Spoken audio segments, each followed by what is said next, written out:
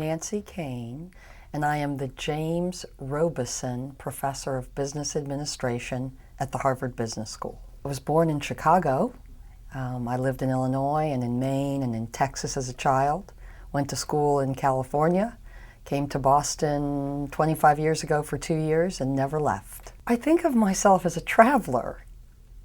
That was how I intended to answer the first question, who are you? And I had not connected it to a childhood that included a lot of stops along the journey. But I think living in so many different parts of the country and seeing so many different ways of life probably did affect my interest in traveling through the past and into the present.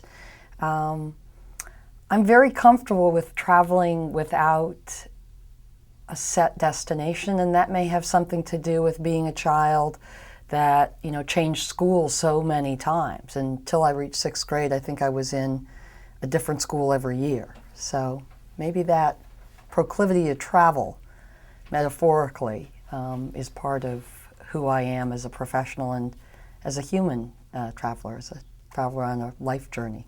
I don't think there was a pivotal moment in my childhood. If I was asked to think about a critical point or a juncture, it would be in my adult life. And whether that moment or those moments, harkened back or had a taproot into older points along my childhood journey may indeed be so, but I'm less conscious of them.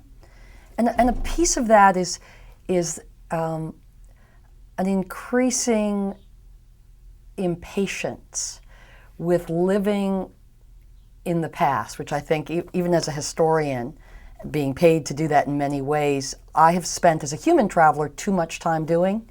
So perhaps my mental operating system, my desktop, if you will, has just more file folders that are closer in time to this moment than it does moments in my childhood. My father was a very important influence in my life.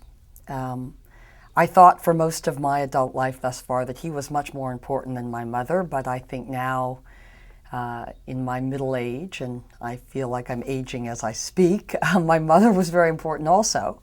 My father, as a role model professionally, he was a philosopher, and he was a very athletic man, and that was incredibly important to me growing up and still is. He was a driven man, and I think for good and less good, I took some of my drive and my natural operating system from him and his intensity. From my mother, I actually gained more subtle gifts. An eye for the large landscape of a time, for the large landscape of a moment or a situation, for the large landscape of our lives. She has a wide-angle lens on her, and it took me a long time to realize how much of that I've benefited from. I thought I would be a child psychologist. I thought I would help parents and kids understand why young people do what they do. Ironically, my father really talked me out of majoring in psychology when I was a sophomore at Stanford. And he was a formidable person in my life, and I followed his guideposts, his signposts, I think probably with some real discord inside me, but nevertheless I followed them.